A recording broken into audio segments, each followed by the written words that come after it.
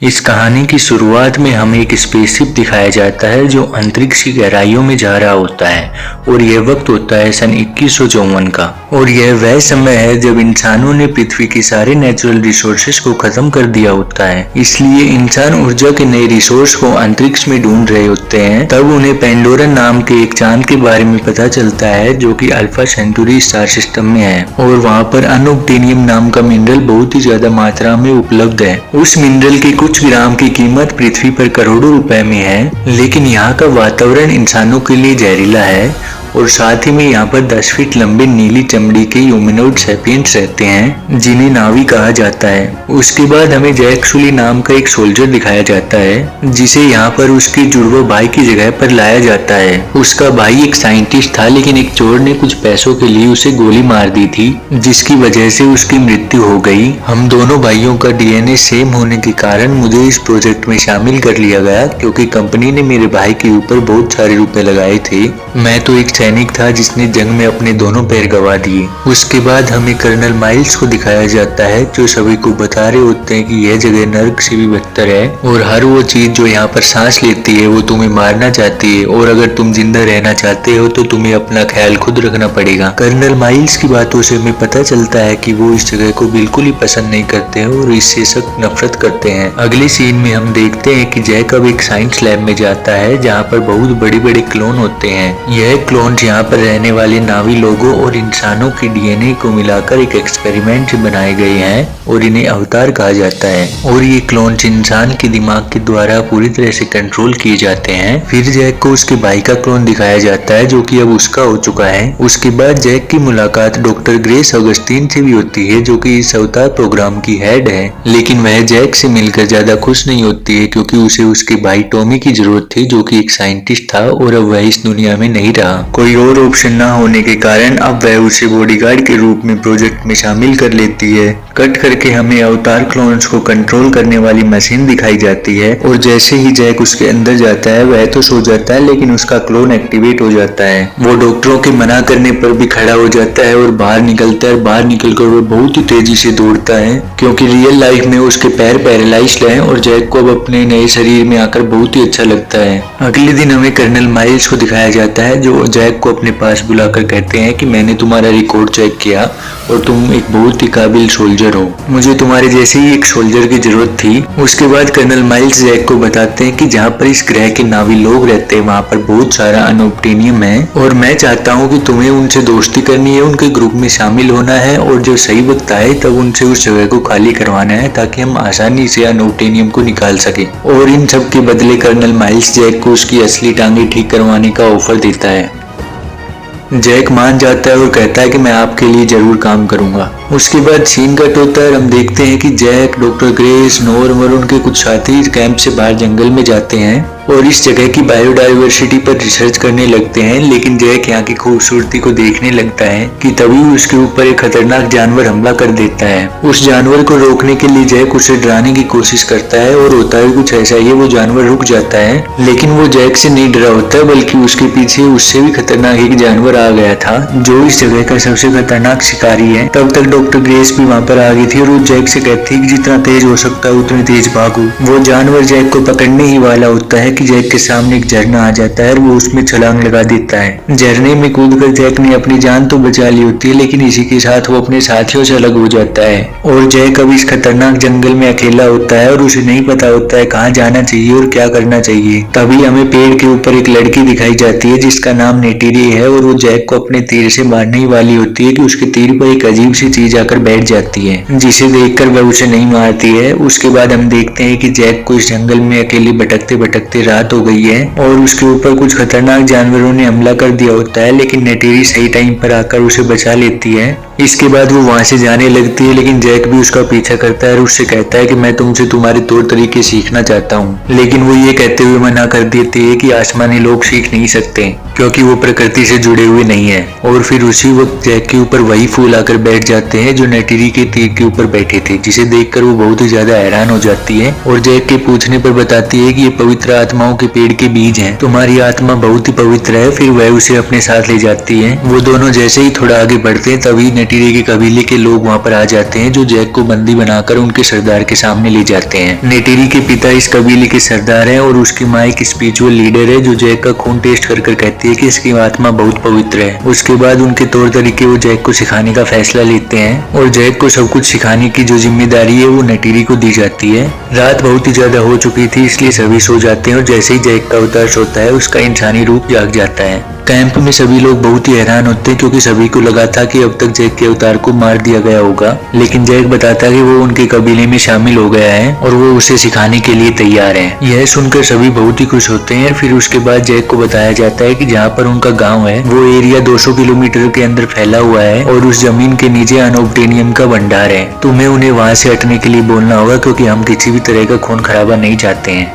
Jack पूछता है कि अगर वो लोग वहाँ से नहीं हटे तब क्या होगा। कर्नल माइल्स बताते हैं कि तुम्हारे पास 3 महीने का समय है, उसके बाद हम अपने तरीके से काम करेंगे। फिर जैक वहाँ पर रोज जाने लगता है। नेटिरी उसे सिखा रही होती है कि किस तरह से पेड़ों पे भागा जाता है, किस तरह से हथियार चलाए जाते हैं और यहाँ के जानवरों को भी कंट्रोल करना सिखाती है। जैक भी अपना पूरा मन लगाकर सब कुछ सीखता है और फिर एक दिन नेटिरी उसे कहती है कि तुम नावी बनने के लिए तैयार हो। यह इस कबीले का एक रिवाज होता है जिसमें सभी को ट्रेनिंग दी जाती है और उसके बाद जब वो सभी कलाओं में माहिर हो जाते हैं तब उन्हें नावी बना दिया जाता है, जो कि एक तरह का योद्धा होता है। लेकिन उससे पहले उन्हें अपना इकरान चुनना होगा, जो कि एक बहुत ही बड़ा पक्षी होता है और एक योद्धा अपनी पूरी जिंदगी में सिर्फ एक इकरान ही चुन सकता है। कट करके हमें दिखाया जाता है कि जैक इस कबीले के और भी लोगों के साथ जिनकी ट्रेनिंग पूरी हो चुकी है उनके साथ अपना इकरान चुनने के लिए जाता है और ये सफर बहुत ही लंबा होता है, जिसमें वो सभी आसमान से भी ऊपर उड़ने वाले पहाड़ों पर जाते हैं जहाँ पर बहुत सारे जंगली इकरान है। जैक को पहला मौका दिया जाता है और उसके ऊपर एक इकरान हमला कर देता है। जैक बड़ी मुश्किल से उसे अपने कंट्रोल में ले लेता है, फिर वह उसकी सवारी करता है। सवारी करते वक्त शुरू में तो जैक को बहुत सी प्रॉब्लम होती है, लेकिन बाद में वह उसे कंट्रोल करना सीख जाता है। इसके बाद जैक और नेटिरी आसमान की लंबी लंबी सैर करते हैं और इसी बीच नेटिरी को भी जैक से प्यार हो जाता है। वो दोनों एक दूसरे को पसंद करने लगते हैं और एक दिन जब वो आसमान की सैर कर रहे होते हैं तब एक बहुत ही बड़ा इकरान उनके ऊपर हमला कर देता है, लेकिन वो किसी तरह से अपनी जान बचा लेते हैं। बाद में नेटिरी बताती है कि उसे तुरुक कहा जाता है और आज तक के इतिहास में सिर्फ 5 बार इसकी सवारी की गई है।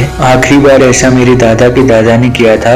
उस वक्त हमारी दुनिया बहुत ही मुसीबतों से गुजर रही थी और जब मेरे दादा के दादा ने तुरुक की सवारी की तब सभी कबीले एक हो गए। जैक की परीक्षा भी पूरी हो गई थी, इसलिए उसे पूरे रीति रिवाज के साथ नावी बना दिया जाता है। उसके बाद नेटिरी जैक को एक पवित्र आत्मा के पेड़ के पास लेकर जाती है और जब जैक अपने बालों को उस पेड़ की लताओं से जोड़ता है तब उसे भी आवाजें सुनाई देती हैं। उसके बाद नेटिरी बोलती है कि अब तुम इस पेड़ की लकड़ी से अपने लिए एक धनुष बना सकते हो और कबीले की कोई भी लड़की को चुन सकते हो। जैक कहता है कि मैं पहले ही चुन चुका हूँ। नेटिरी समझ जाती है कि वो उसी की बात कर रहा है। वो भी कहती है कि मैं भी चुन चुकी हूँ। दोनों एक दूसरे के करीब आ जाते हैं और अगली सुबह जब वो सो रहे होते हैं तब नेटिरी देखती है कि वहाँ पर बहुत बड़ी बड़ी मशीनें आ गई हैं और वो पेड़ों को काट रही हैं। वो जैक को उठाने की कोशिश करती है, लेकिन जैक इस वक्त इंसानी रूप में उठा हुआ होता है और अवतार वाले रूप में उठने के लिए उसे मशीन में जाना होता है। जैक जल्दी से मशीन में जाता है और जब वो उठता है तो वो देखता है कि इंसान वहाँ के पवित्र पेड़ों को तोड़ रहे हैं। उन्हें रोकने के लिए वो एक मशीन के ऊपर चढ़ जाता है और उसके कैमरे को तोड़ देता है। यह देखकर सिपाही उसके ऊपर गोली चलाने लगते हैं, लेकिन वो वहाँ से भाग जाता है। दरअसल 3 महीने पूरे हो चुके होते हैं और नावी लोगों ने अपना गाँव खाली नहीं किया होता, इसलिए इंसान उन्हें वहाँ से जबरदस्ती भगाने के लिए सब कुछ तोड़ने लगते हैं। जैक और नेटिरी कबीले वालों के पास जाते हैं, वहीं पर ग्रेस भी होती है। जैक और ग्रेस उन्हें बताने की कोशिश करते हैं कि इंसान यहाँ पर हमला करने वाले हैं,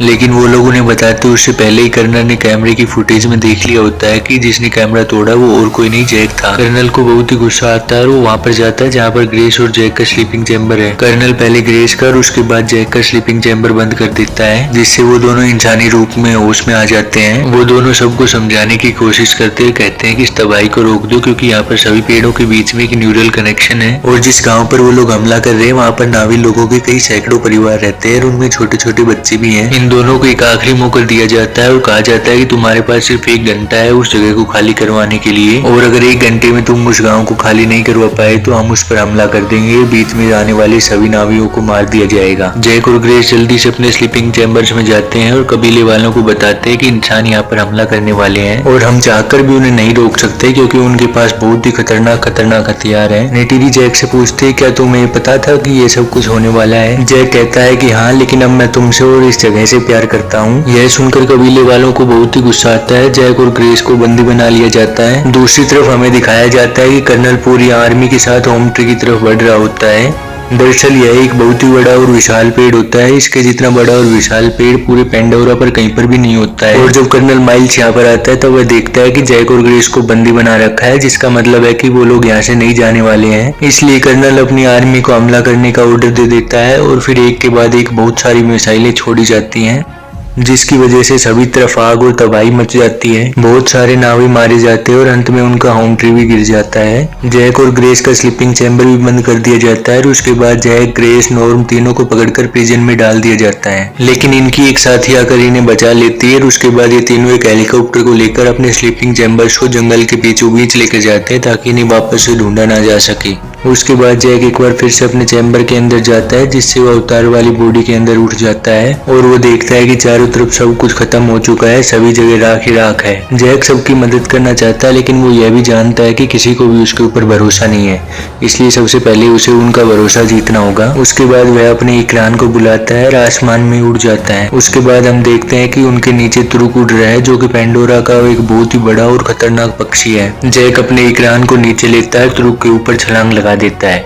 अगले सीन में हम देखते हैं कि सभी नावी उनकी देवी ईवा से प्रार्थना कर रहे होते हैं और तभी वो सभी डर जाते हैं क्योंकि उनकी तरफ तुरुक बढ़ रहा होता है। लेकिन ध्यान से देखने पर उन्हें पता चलता है कि तुरुक की कोई सवारी कर रहा है और यह और कोई नहीं जैक होता है। इसके बाद सभी को एक बार फिर से जैक के ऊपर भरोसा हो जाता है और जैक कहता है कि इंसान एक बार फिर से हमला करेंगे और हम अकेले उनका मुकाबला नहीं कर सकते हैं, सभी कबीलों को एक बार फिर से एक होना होगा। इसके बाद पेंडोरा के सभी कबीलों को एक संदेश पहुंचाया जाता है कि तुरुक मक्तो उन्हें बुला रहा है। बेसिकली तुरुक मक्तो उसे कहा जाता है जो तुरुक की सवारी करता है। यह संदेश मिलते ही यहाँ पर हजारों लाखों नावी इकट्ठा हो जाते हैं। फिर हम देखते हैं कि जैक यहाँ की देवी ईवा से प्रार्थना कर रहा होता है और उनसे मदद मांगता है। कट करके हमें अगले दिन का सीन दिखाया जाता है, जहाँ पर हम देखते हैं कि सभी इंसान अपनी पूरी तैयारी के साथ एक बार फिर से हमला करने के लिए आगे बढ़ रहे होते हैं। लेकिन इस बार सभी नावी भी तैयार होते हैं। बहुत से नावी जिनके पास इकरान होता है वो सभी आसमान से इंसानों के ऊपर हमला करते हैं। बचे हुए नावी जमीन से इंसानों के ऊपर हमला करते हैं। जैक के पास पेंडोरा का सबसे बड़ा इकरान होता है और वो अपने तुरुक के पंजों से इंसानों के बहुत से हेलीकॉप्टरों को नष्ट कर देता है। सभी नावी अपनी पूरी बहादुरी से इंसानों का सामना करते हैं, लेकिन इंसानों के पास बहुत सारे एडवांस हथियार होते हैं और पेंडोरा के लोगों के पास ऐसा कोई भी हथियार नहीं होता है। इसलिए एक वक्त के बाद वो इंसानों से धीरे धीरे हारने लगते हैं।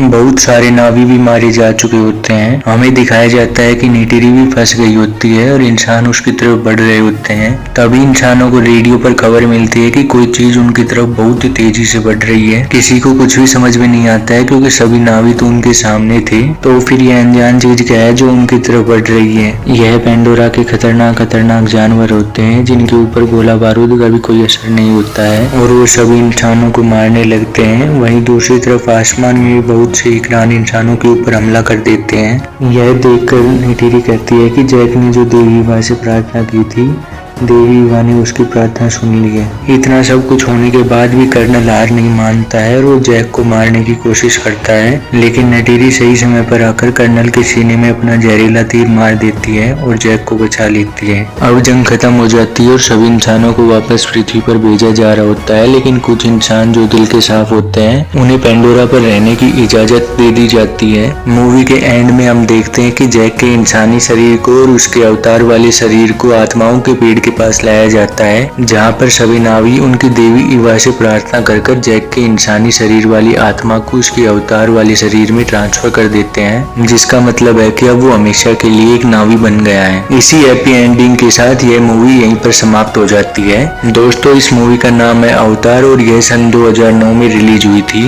यह एक एक्शन एडवेंचरस साई-फाई मूवी है और IMDb पर इसकी 7.8 की रेटिंग है। इस फिल्म के डायरेक्टर जेम्स कैमरून है। इस मूवी का बजट $237 मिलियन का था और इसने बॉक्स ऑफिस पर लगभग $3 बिलियन की कमाई की और यह दुनिया में सबसे ज्यादा कमाई करने वाली मूवी है। दोस्तों, अगर आपको मेरी एक्सप्लेनेशन अच्छी लगी हो तो प्लीज वीडियो को लाइक और चैनल को सब्सक्राइब कर देना।